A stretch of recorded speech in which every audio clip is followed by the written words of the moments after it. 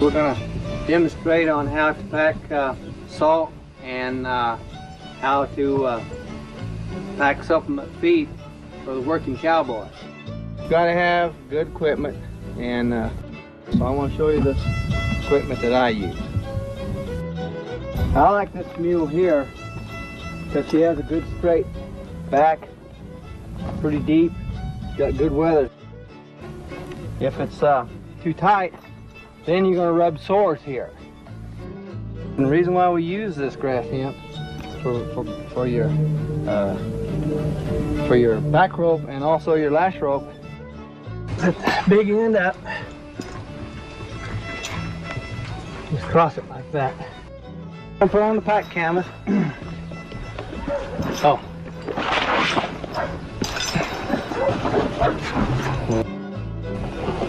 Give yourself a double half hitch, just like that. Make a loop in it. You got a loop.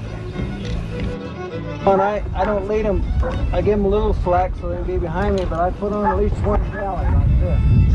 I just kind of ride along and hold it.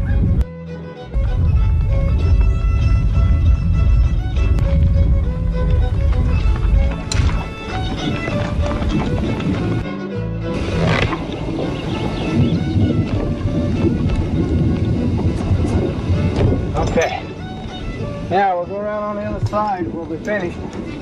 Start untying it. Put that back like that. Comes off real slick.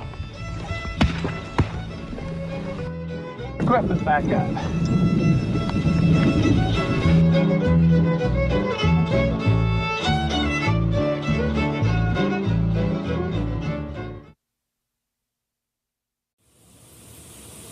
All right. Okay, this is the old Circle Bar Ranch where it was the old headquarters. It used to be House Putney Ranch. This was back in the early 50s. And Dad, he went in there, bless his heart, and rebuilt the whole thing. And it was all run down, and the barn was real bad, and Dad fixed all the corrals and fixed everything. He worked his heart out. And it was a great ranch and a great place to grow up as a kid. And there it is about 1950, 55, I think, because my dad's pickup, that's what it was. I think it was a 55 Ford pickup, and it's sitting there in the yard. And he fixed it all up, and he and Mom and the old barn and everything. And but that's where I was raised. What a great place for a kid to grow up in.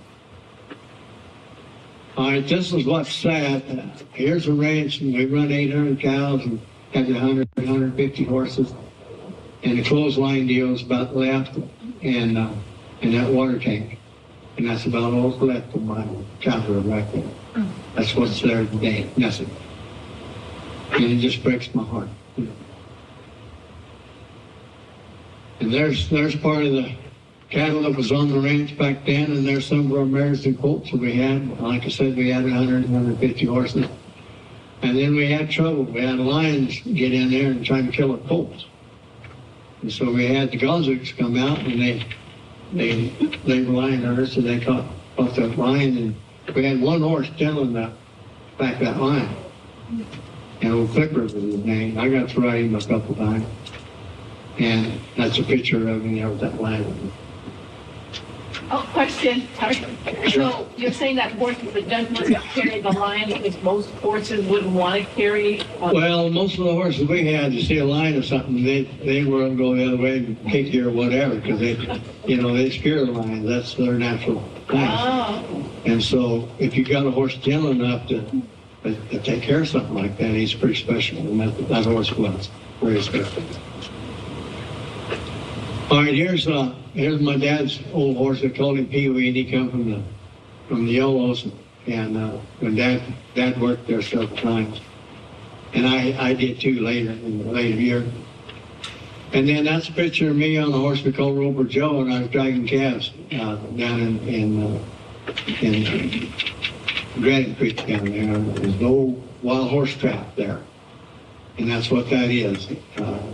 That corral, big cottonwood tree there. And then the two cowboys over there, that was the owner, Jeb Stewart, with his back to us, and then our neighbor, Bob Lambert, come over to rep and help us. Yeah, and he was helping us that day. And there's my dad on my first horse called Little Britches. And then that was Jeb Stewart. And Jeb Stewart was a quarter horse man from Fort Worth, Texas. And he's the one that helped develop the Arizona Quarter Horse Association way back then. And they were building up, and he became a judge and everything. And then we used to hold like 27 head of show horses.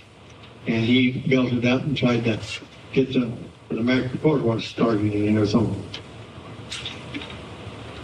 There I am when I'm first starting. I'm just about 8, 9 years old. And it was pretty hard to stand up with Dad. He's giving me heck for not being ready to go. And that horse down there, we went down there and I jumped a rattlesnake down in the trail and he bucked me off. And Dad made me get back on him and go. And I guess he fired up and bucked me off a dozen times, you know. I just couldn't hit. But he was a really good horse. I got where I could really love him. Okay, then after my dad had a real severe heart attack and almost died, and it's hard for him to work the ranch. And so we had to move up, and then Jeb Stewart moved back to Texas. We had to take care of his dad and his family. And so we moved up there, and that was the headquarters. Kathy and I, we ran the ranch for about 4 years or so, and we lived there for a while. And then the ranch sold, and that's when that was the end of that ranch.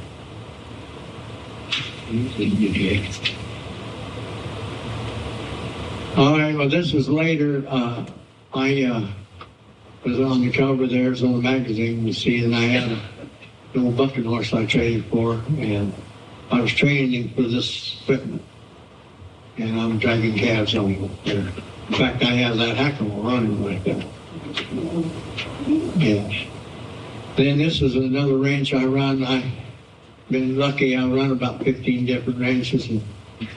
And of course, I'm a contractor, and I've done about 200 jobs, so I've had some experience in around that. Anyway, I'm dragging calves on a mule I train. And anyway, this was a really good deal for a friend of mine. In fact, I worked for that friend for 15 years and worked horses for him. Okay, there's that horse that was in there with the hackamore on, and now I got him in the spade bit and working him. He was a $50 horse before, and out there I sold him for $1,500 and broke a good horse, really good horse. But he's still buck y'all. Okay, there I am at the Yolos, and I rode rush string and started a lot of those colts, and this is one of my colts I had, and he was a crazy son of a gun and stuff, but I made him work anyway.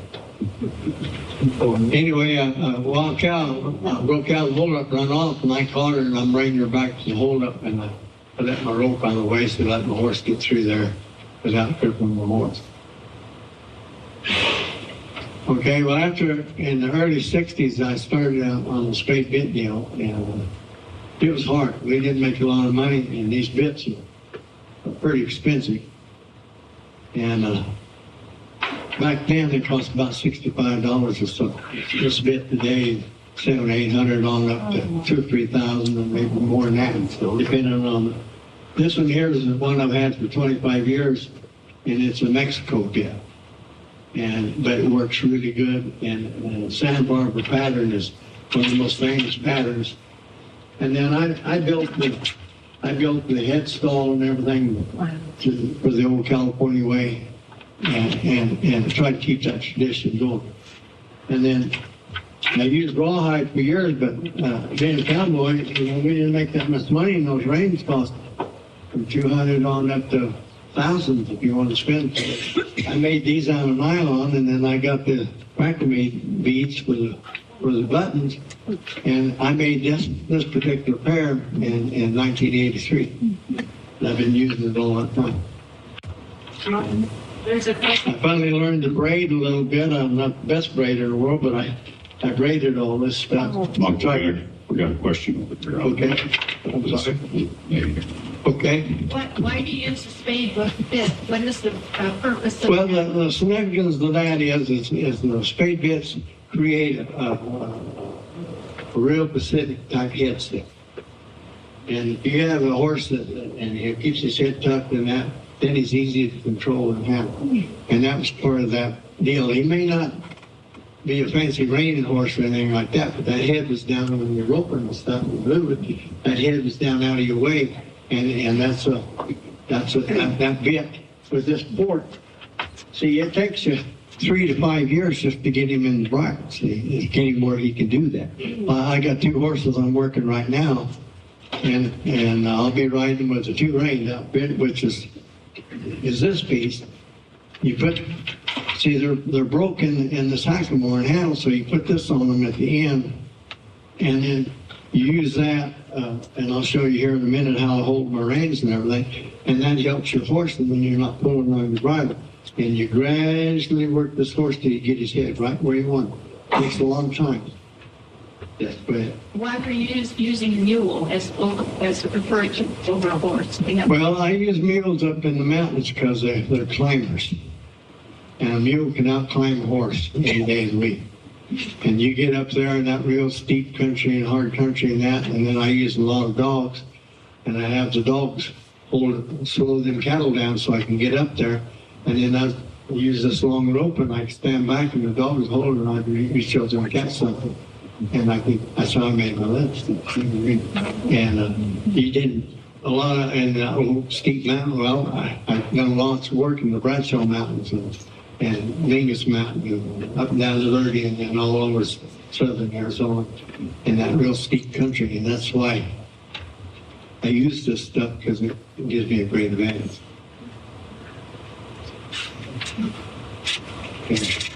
Okay, this is back in the early 60s, and Skeet Gould and his brother Charlie Gould, famous cowboys around here, and then that was Don Martin over there, not Don Martin,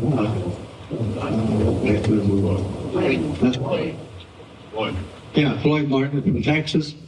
And then there I am on a horse there that was spoil rotten, stampeding, running on a horse. And he ran off with me there one day and hit my leg on a post and knocked me off and about broke my leg and everything else. But I was always working horses. And then, of course, there's pickup there. There's Skeet and then Lori Smith. I suppose a lot of you folks might know Lori. He's around here and had a ranch and everything else. And Lori was just starting out. We got out of high school together, and he came out and worked with us and got him started. And both those boys did really good. They had their own ranches and done real well. Okay, there's my uncle. I'm riding out a spoiled black horse I was telling about. And then this was another boy come in there, and we needed a job, and we put him to work. And he was a Marine who just got out of Vietnam and stuff and kind of messed up. And he worked with us quite a while, and we're branding calves and stuff up at a place called Stubb Flats in Yoga. All right, well, this is a horse this buckskin horse. And we called him Duddy, and he was my pet. I picked him up, and when I got out of high school, or before I got out, I went to Hollywood and bought this horse. And that was my rope horse, and I probably won about $80,000 on that horse. And he was an outstanding reining horse and really good working horse. In fact, he was my guinea pig on all this stuff. I used him anyway. He was an outstanding horse rider. And I rode him 22 years. Rode him his whole life. All right, there. While I'm riding him up there, that's up in Flagstaff, and that's one of the first cowboy reunion rodeos. And they had the big loop contest. Dave Erickson was putting it on, and he said, "Monk, I got the big loop contest for you." So I said, "Okay." So we went up there, and what they do, they rope the horse by the head and turn him, and you rope him, and I had a rope like this. And you throw the shoulders and rope him by both front feet, and then you wasn't supposed to jerk him down, but you had to dally to get it down. And anyway, that's what I'm doing there. And then down in the bottom there, I've got Colt Levi, my oldest boy, got in the colt riding, and we aired his colt down and got him on the colt. Anyway, it was a fun thing.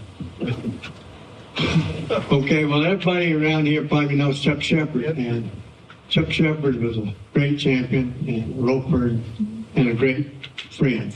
And he worked for Key Heifers for years, and I used to help Chuck, and they were our competition, and Key Heifers and Bar U Bar and us were all in competition in the horse show deals. And so Chuck and I used to go together a lot. And then that upper picture there with me running that steer, that was at an old country type rodeo over in New Mexico. And they'd have a one-day thing. It used to be kind of like what we had here at Dewey. Dewey was one of those one-day things and the greatest rodeos we ever had for years and years. And that's what this is, a kind of a cowboy rodeo type thing over there in the bushes.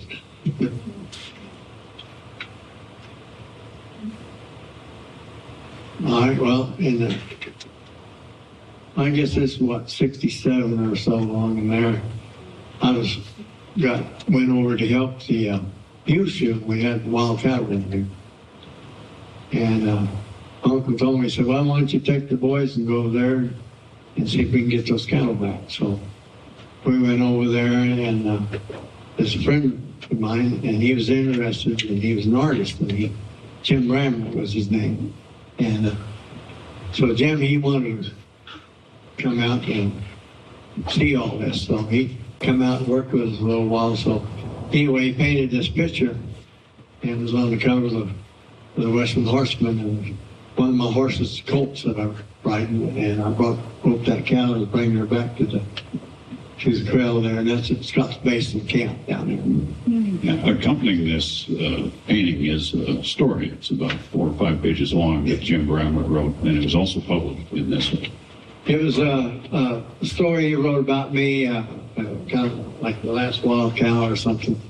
Anyway, we cleaned that all up, and I got to do that job, and he wrote the story about it. All right, this is another friend of mine took these pictures as a contest, and Jay Desard, and I was riding this horse, and I got him all filled out with all that California type equipment, long caps, and I had no rehab and all that stuff. And anyway, I was moving some cattle, and it's dry like it is right now, and the tanks went dry, and I moved these cattle, put them on water.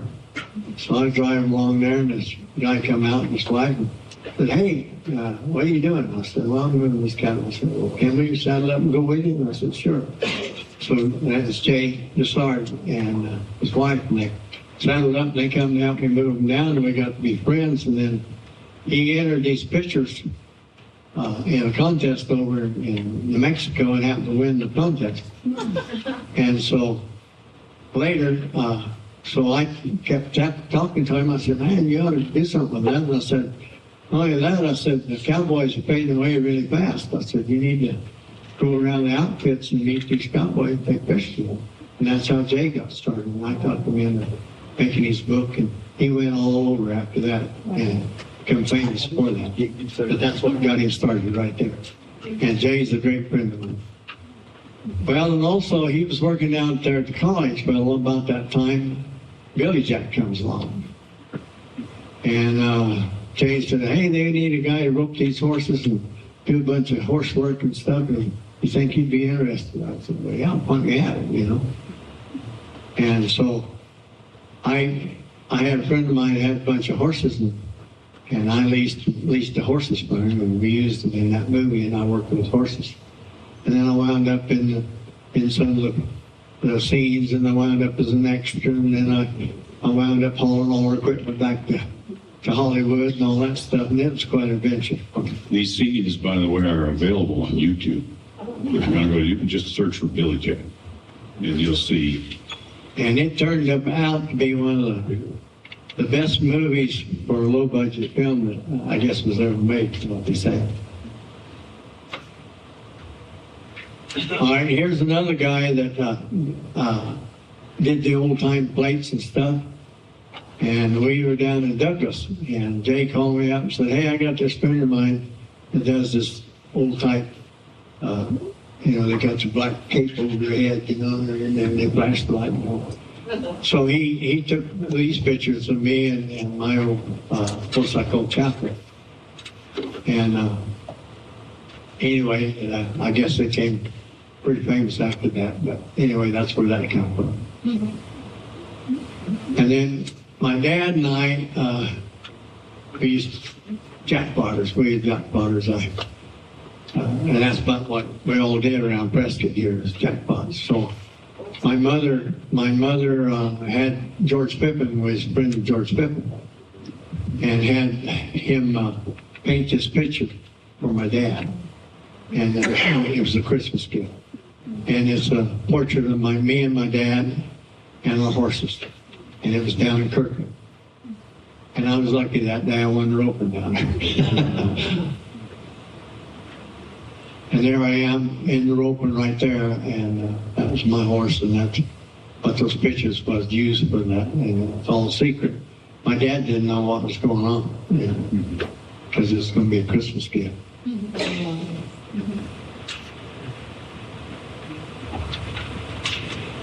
All right, I took this picture, so I'm not in the picture, but I was shoeing horses on the side deal. I used to work horses, and then I'd shoe horses and anything I could to make extra money. And so I kept running into problems, and I couldn't solve them because I taught myself to shoot and stuff. And so I decided I'd go to school. And so we picked up Portville, and that time it was over in California, and I tried to get in Cal Poly over there, and I couldn't get in, but this was their summer school. So I saved up, and I went over there to school, and went through that school, come back, and started a business down in Scottsdale. And then I got into corrective shoeing. And this particular picture right here is a Arabian stud down there that I shot for 5 years. The guy Arabians in Scottsdale. But I got all crippled up and everything else and had to retire from that business. How long is the schooling? I went 3 months. Yeah, it's pretty advanced, and then I've been shoeing for a long time before I went. And it really did help me a great deal. And I still do this today. I still get those little horses and try to fix them up and stuff because they put food in my belly and clothes on my back all my life, and it's paying back. It's paying back. Yeah, I got a horse out there now that got in a cattle guard, all tore up, in really bad shape. And he's just skin and bones. I put about 400, 500 pounds on him. Guy now where you can ride him and work him and go, but it's paid back. And that's why I went to shoeing school, was to be able to pay back on those old horses. Back those days, they just had dog shouting, and they just killed them, and it just broke my heart. They could have been fixed if I knew how. So that's why I went to school.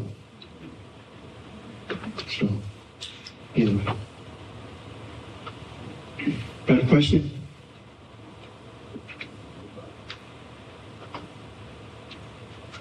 All right, well, here's the deal. And when I retired from my horseshoeing business, I was pretty crippled up. And I lost my dad, and he in bad shape. And my mother had a grocery store, and meat department and everything. So I come back and I worked in the meat department and helped her there. And a lot of you folks from around here might remember Gil Gilpin.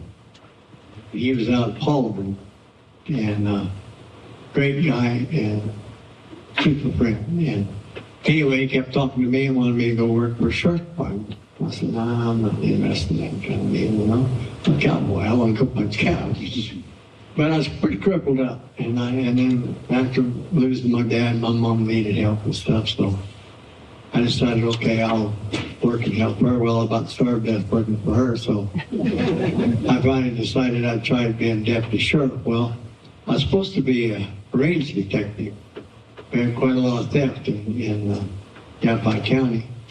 And so they was going to get 2 deputies, one for the for the Forest Service and one for the cattle.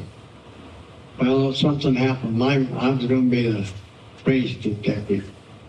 Well, categories couldn't come up with money or whatever, but so I wound up being the very first deputy sheriff in Chino Valley. And I worked there a year and a half, 2 years I did. And about started with that, so I got that. All right, here I am, I'm in Scottsdale there, and this horse, I was at Yolos, and I've been riding all those, because I got to ride bad horses, we sold good ones. So anyway, this is a good colt here, and I come in for the 4th of July, and so I come back after the 4th of July and the rodeo and everything, and next morning I started this colt. Well, at the end of September, they had the state championship horse show here in Preston, and it was that way for years. Well, I started that colt and brought him in, and we went through the contest, and I won second in it, but I broke pattern and disqualified me because I had a rule book from the year before, and they changed that rule, and of course I didn't know it, and I didn't have an up-to-date deal, but my horse worked good enough, so I won second. And it's what the judge told me, so I was pretty proud of that. And then here's a horse that I trained and worked, and then I tore my saddle all up, and I got a new saddle and a new pair of straps. Well, I wore out several saddles, and the saddle I'm riding right now, I've been riding 40 years. And I wore out, I got 6 or 7 pairs of straps, and they lasted 18 to 20 years, and then they just disintegrate on me. And so that was in the late 90s, and I wore them out, and now I can't afford to buy a pair. Everything's gone up so much, it's ridiculous. And also, I rode that horse for 22 years.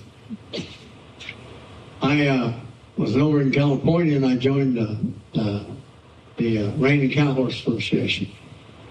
Snapping bred horses and stuff. And anyway, I was training horses for a guy down in Buckeye. And I bought these horses. I gave $10,000 for these horses as prospective colts. And of course, I had my heart attacks and I had all kinds of problems. And so I kept thinking, well, I'll get these horses for them. I'll get them more. I wanted to make me a Rein Cow horse. And raised these horses, next thing you know, they're 12 years old, 15 years old, and hardly broke. And then one got in the fence and cut his legs off, and the other one got spoiled. And he got where he wanted to buck me off, and he couldn't buck me off, and I was too old to ride him, you know, too fast, too hot, you know. I made him work and everything like that, but he's just more horse than I could ride. Of my age and stuff, you know, so I had to give him up, and he threw me off, hurt me a couple times. Anyway, that was the end of that wild cow story. Well, Rein horse stuff. All right, here's some of my equipment, which is what I have here, and this is some equipment that I've used. And like I said, I didn't want to be a horse trainer per se and have a whole wall full of gimmicks and stuff to do it. I figured like Dad, he said, well, it's in your hands. And of course, I worked with a lot of Mexican cowboys and said, move away in the mountains. And well, that's where it's all at. It's in your hands. And so I tried to develop and learn how to do this and keep that tradition. And that's one of my horses there. I rode, like I said, I rode that horse 22 years. And I just lost him a couple of years ago. He got where he couldn't get up, and I had to shoot him.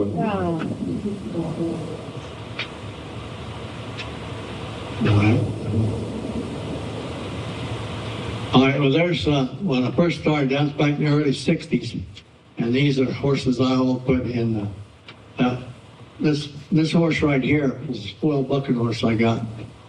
And he was a bucking son of a gun. But he made a Rein horse out of this world. I mean, he just spin and slide and really worked.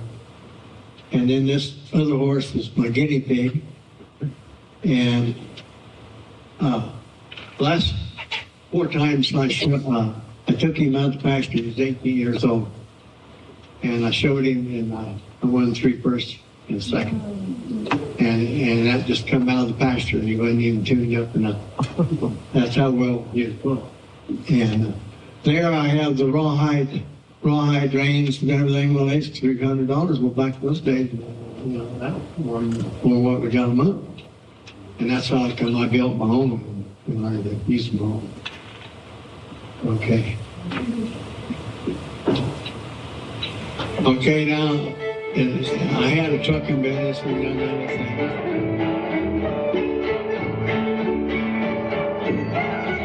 Good example where you lead them.